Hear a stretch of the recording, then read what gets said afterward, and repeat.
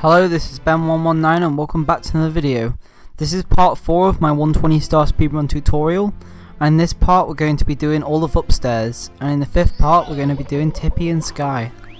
So in the last 3 parts we did everything in middle floor and basement, and we're now about to go upstairs. So our upstairs time is 1:11:35, which is pretty decent. 1:11:35 is like 152 pace, 153 pace I'd say. Well, the final time of this run was a high 152, so that makes complete sense. If you're going for like sub 150, I'd say 109 is like the time to aim for. I'd say if you're going for sub 2 hours, I'd say aim for about 115, maybe even 116. So yeah, that's just what I'd recommend going for based on your goals. I think world record you need like a low 103, high 102. So that's way off what we're going for. So we're going to wet dry world now, so the stage order kind of matters in upstairs. It doesn't lose a huge amount of time doing them out of order, but obviously doing them in order will save like a few seconds in general. It's just what everyone does, so yeah, just do it in this order I guess. So with wet dry world, there is a 100 coin route that I'm actually not doing, because I'm doing 100 coin route with secrets rather than with red coins. And that's one, because I'm more familiar with 70 star, and it's an easier route to follow in my opinion. Because with this route, you have to do a lot of stuff. There's a lot of hard things you have to do with the red coin and 100 coins together. With secrets and 100 coins together, it's pretty simple, but with 100 coin there's like a jump you have to do that's pretty difficult into the town. And it just doesn't save that much time, and you kind of have to grind it a lot in order for it to be good, and there's a lot of RNG and stuff. So yeah, so that's why I'm doing 100 coin separate. Star order in this level doesn't matter whatsoever, you can do all the stars in whatever order you want. And the other thing is that the water levels matter. Like star order doesn't matter, but water levels do matter. So with 100 coin star you want the water level to be on low. And you want the water level to be on low for 2 other stars. The water level needs to be on medium for 1 star, and it needs to be on high for 2 stars. So it's important you get the water levels correct, that you can't just randomly jump into this level, because obviously you get random water levels. So make sure to jump in on the right levels. So instead of long jumping straight into the painting, make sure to do like a low jump into the painting, because if you long jump, you'll always enter I think on medium rather than low, so just make sure to do that. Obviously to go in on high you could do like a side flip or a back flip, nice and easy. And obviously if you want to go in on medium you can just long jump in. So we're at the end of 100 coin star. I didn't really talk too much during that because I have explained it before. I know that's a really poor excuse because people probably haven't even seen the 70 star tutorial. But in the 70 star tutorial I explained it in more detail on all the movement. But basically all you need to worry about is getting all the coins, and you can only miss 1 coin because there's 101 coins in the route. And something people don't know about is on that ledge there where the star is, there is a box over to the left that has 3 coins. And if for some reason you do miss a lot of coins, there is an extra 3 coins there you can get that are nice and fast, which aren't too far out of your way. So yeah, that's just nice to know. So re-enter the painting. So I'm going in low level this time because I'm going to be doing the elevator star. So it's important to know. I'm going to do this star first. So this star and the elevator star do require low level, but the other ones require medium and high. So there you go. It's really funny because casually I didn't even know about that warp. I don't think many people knew that warp even existed casually. And then when I saw the speedrun of this game I was like, is there a warp there really? It's really strange how they actually put a warp there, because you're able to just get the box star without having to do the actual intended method. It is actually quite insane though how this game like took like loads of people months to do as children or even years, and now I can beat it in under 2 hours. It's actually absurd to think that. But there is people who can beat it in under 1 hour and 40 minutes, which is even more insane. So yeah, so with the elevator star you want to lower down the elevator and wall kick between these walls. In the 70 star tutorial I said wait on the elevator, but that was more for beginners. Obviously if you want that sweet time save you can wall kick between those walls there. Doing the method I did there, it's actually not even that bad, because if you miss the wall kick you're usually going to land on the elevator as it's rising up. There is a faster strat you can do where you can start wall kicking straight away without lining up the wall kicks. Obviously if you miss then you might not land on an elevator and it can be pretty scary. So with this style you enter on medium just because it's quicker to get to that slope that's raised up. and you can quickly get to the star. Going on high water level, it's not faster because you have to do a load of swimming, and it doesn't even reach the box on high water level, so you'd have to go around anyway. And the final star is the Vanish Cap star. So like I was saying before, I don't think the Vanish Cap will ever be skipped in 120 star, and the Wing Cap definitely won't be skipped, because there's just too many stars with Vanish Cap that, even though the Vanish Cap isn't even required for many stars, I think it's only required for, I think, 4 stars in the whole run. But with all 4 stars, I don't think there's any easy alternative to get it without Vanish Cap. So yeah. I think with the TAS, I think the TAS can probably get all of them without Vanish Cap, but that's different. So yeah, there we go. We hit the water thing, so it's raising down, and then we can just get this Vanish Cap here and get the star. So just ground pound into the box, wall kick off this wall here, do a side flip, and long jump. Something else that's important in this game is side flipping. I didn't really talk much about movement because I presume you know movement by now if you're learning 120 star, but with side flips you can do a thing called forward side flipping, and it's where you attempt to do like a backward side flip and then you realign it to go the opposite direction, and you can basically side flip forwards. And I did use a forward side flip right there, and they're not used very often. They're used in harder movement, but I don't know, I tried not to use too many in this run because they're a bit weird for beginners. So entering Tiny Huge Island now because we've done Wet Dry World. So the first star we're going for is Wiggler Clip. Now this clip is not really needed. I decided to include it anyway because it's cool and it saves time. The intended way is obviously ground pound in the water, and then the water drains and then you can enter that way.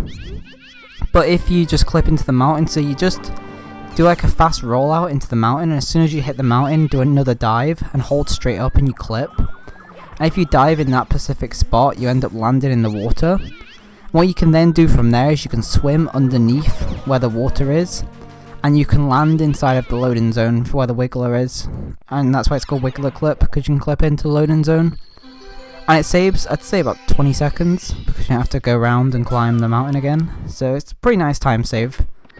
It's obviously not needed for like sub 2 hours or anything, but I'd highly recommend learning it, because it's a cool trick that can be done. There's star order in this level. This is another level where star order doesn't matter that much, but for the Cooper Race star, you want to do Cooper Race after doing, I think you want to do Secrets, and you want to do Piranhas. It might be the box star and Piranhas, but I always do Cooper last, and I think pretty much every single runner does Cooper star last. Just, if you're unsure, just do Cooper star last, because yeah, you're always going to be fine that way. But you just want to climb up the mountain there and get the star. It's a pretty easy star. It's probably one of the easiest stars. It's actually a good backup star as well. If you do miss Wiggler Clip, you can then get that star and then reattempt Wiggler Clip next time. Because if you miss the angle, it's really hard to realign with the chuck here, the purple thing. They're called chuck heres. They can be really annoying. Like, they can throw you everywhere. So we're going for 100 coin star now. So this is the beginner route for 100 coins. So you can get these coins at the start here. And you want to climb this tree, and when you get to about that point on the tree, you want to let go and dive. You don't want to dive, you just want to jump, and then you want to jump off that slope and then dive to get those coins. It's really weird to get used to, but with a bit of practice you'll get used to getting those 5 coins. That Mini Cooper is actually pretty easy to kill. You just want to jump on him and he dies. It's quite precise obviously because his hitbox is really small because of the size of him, but that blue coin is obviously really nice to have. So it's very similar to the regular route. I just get like a few extra coins here and there, like this pole I think most runners skip, but I decided to get it anyway because it just makes the route easier because I can miss more coins on this section. So right here there's going to be a Lakitu that spawns and a Shy Guy, and you can get the coins here, and obviously that I got the extra coins, I don't have to worry too much. But you want to basically get this blue coin from the shell, and then you want to go up here and get one of these coins. So you want to be on 64.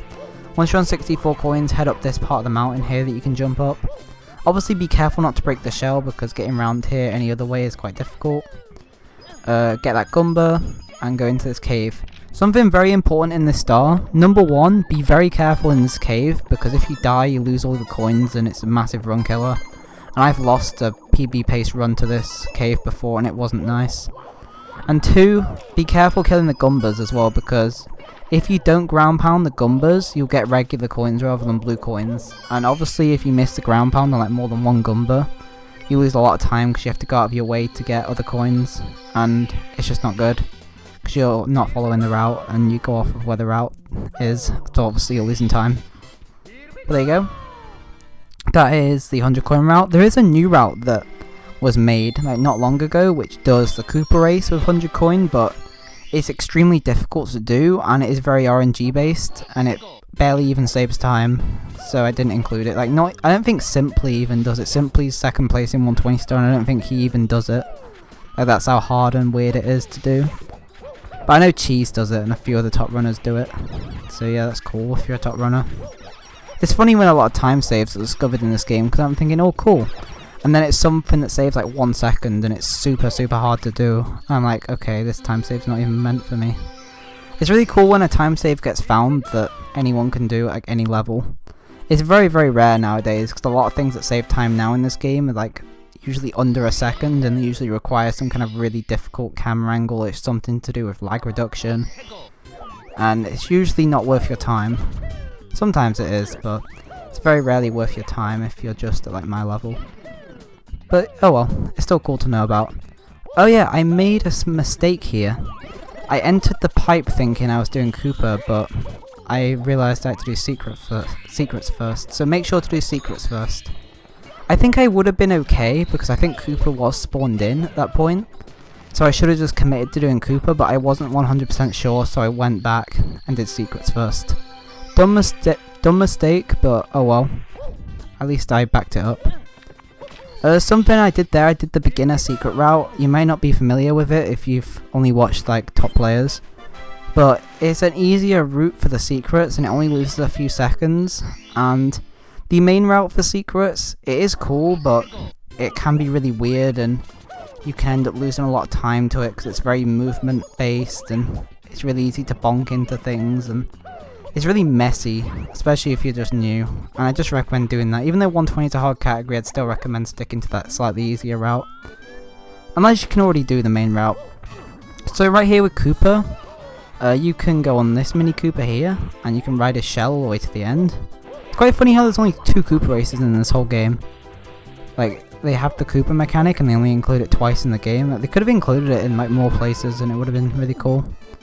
The Koopa race time kind of matters because when you finish the Koopa race, Koopa does speed up.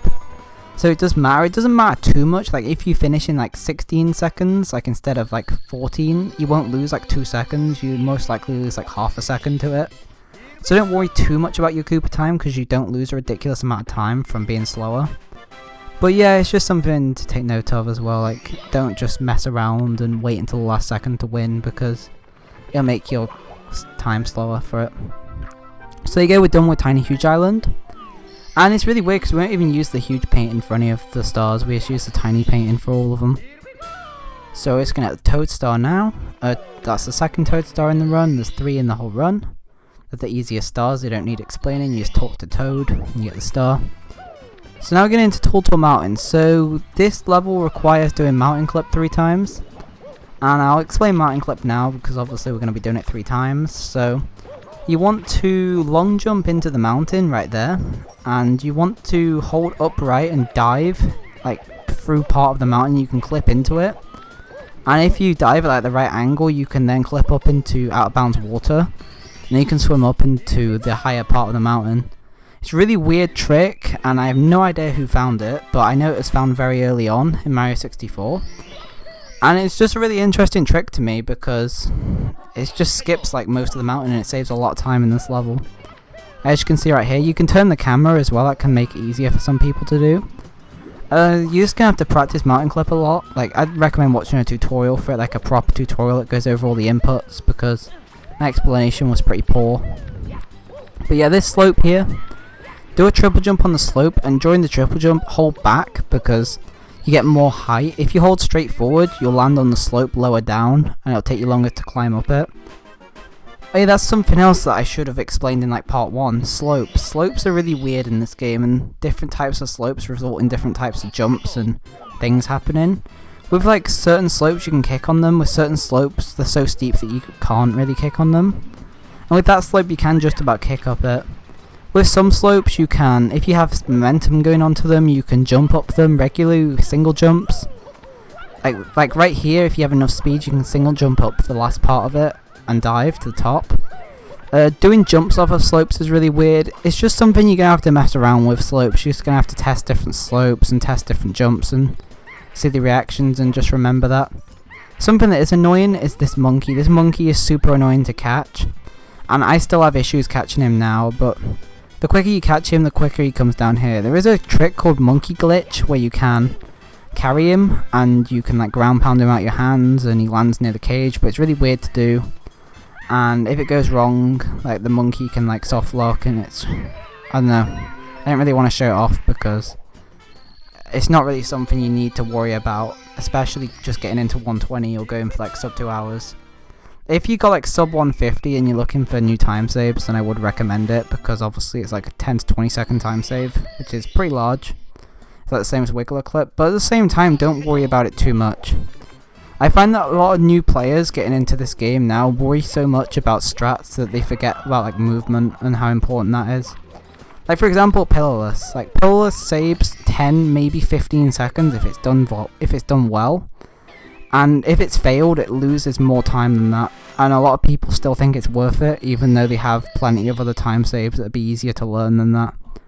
Like for 70 star, obviously go ahead. Like 70 star, get all the time save you can because that's important. But with 120 star, it's more about consistency than time save.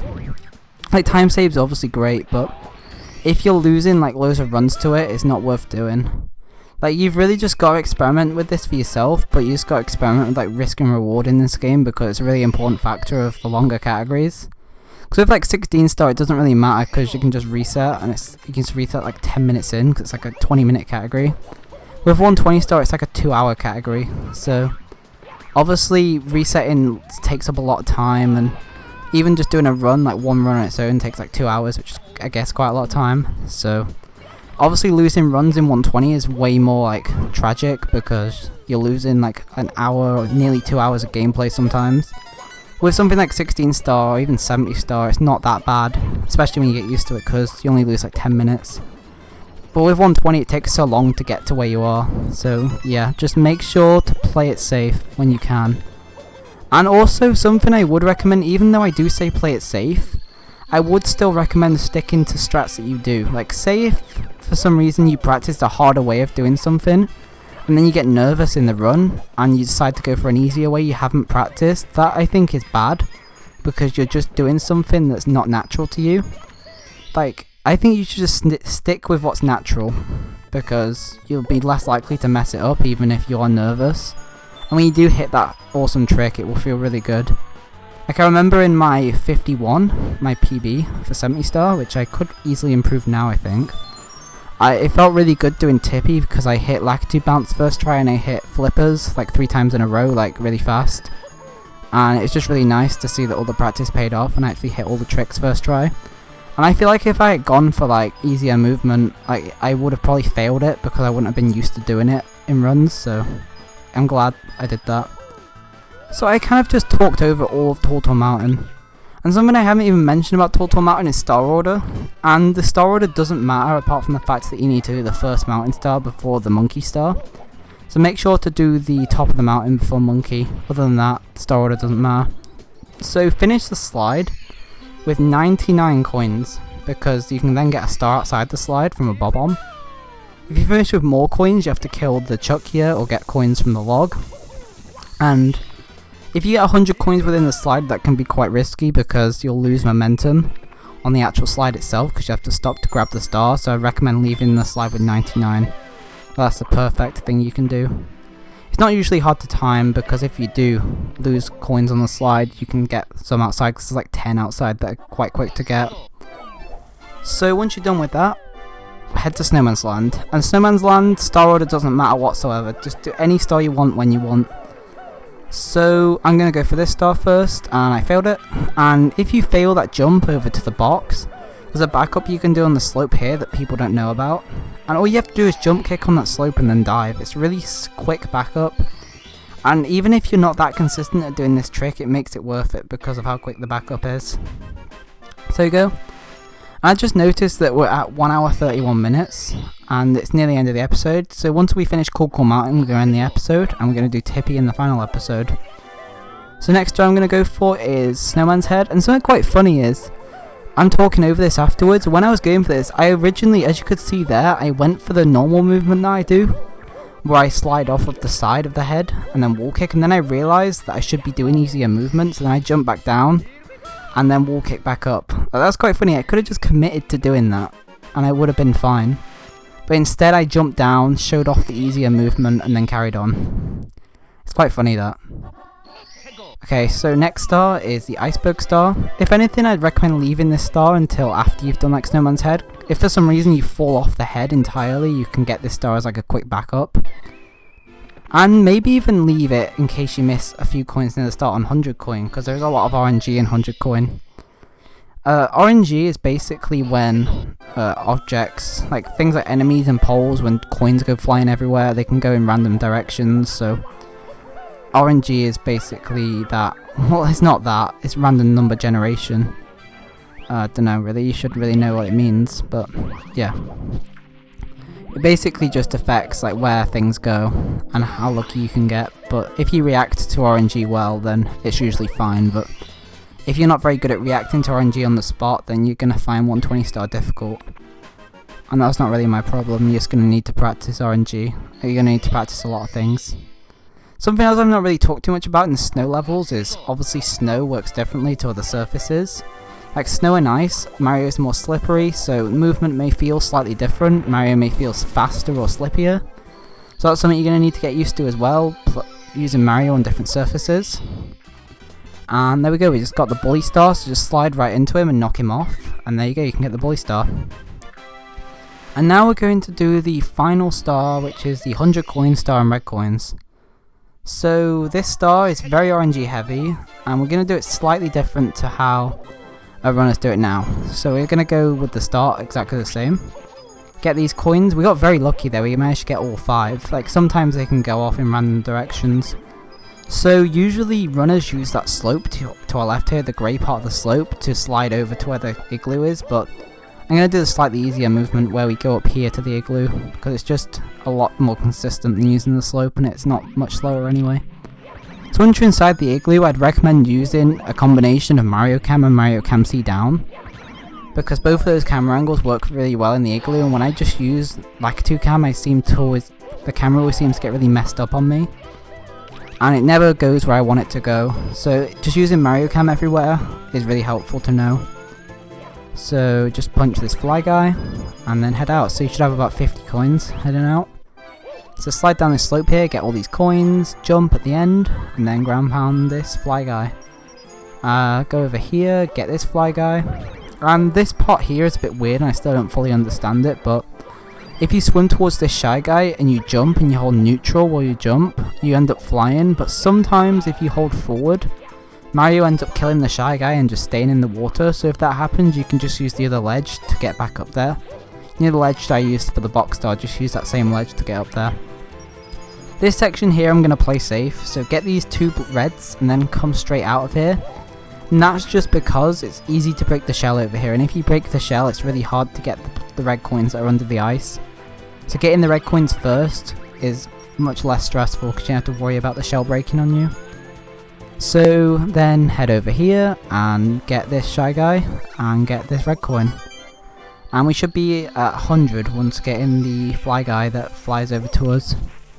So here he is.